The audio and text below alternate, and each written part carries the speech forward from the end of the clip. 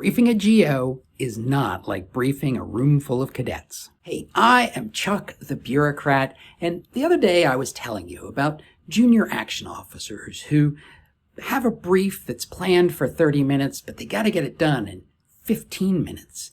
And so they start speed talking. Anyways, one of my subscribers gave me a whole list of the cues that general officers will give you that it's time to move the brief along. And it reminded me of this time back when I was a major. I was working with this other major who had been an instructor at West Point, and he just arrived in the Pentagon. And I don't remember exactly why, but I was with him when he went to brief his GO. At some point in the brief, the GO asks this question, and this guy does not miss a beat. He goes, "That's a really good question. We'll get to that in a little bit."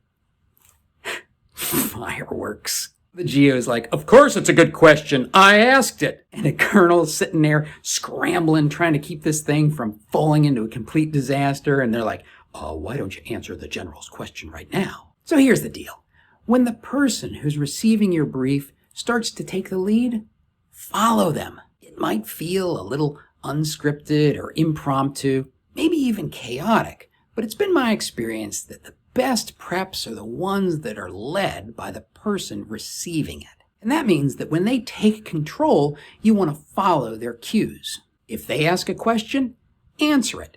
If you've got a slide that supports whatever you're about to say, jump to that slide. If they say, "Got it," and flip to the next slide, you turn the page and keep going. If they kind of listlessly thumb through the brief and then stop and stare at a single slide, you might say, "Sir, would you like me to move forward and focus on that slide?" If they take the slide deck and kind of toss it aside, you either say, "Sir, there's one final point that I'd like to make," and you make it in a single sentence, or you just say, "Sir, pending your questions, this concludes the brief." And if you're 10 minutes into a 30-minute presentation and that happens, don't worry. That can actually be a good sign, because a good brief stands on its own.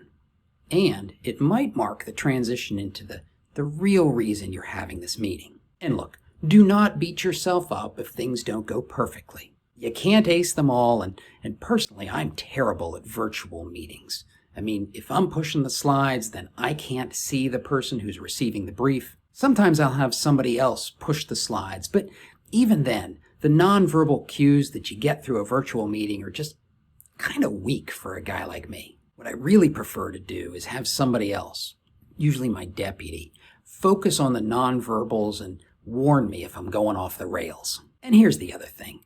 I could list 100, 1,000 do's and don'ts, and I'd still miss one. Sometimes you just read a general wrong and you take a knock in the head.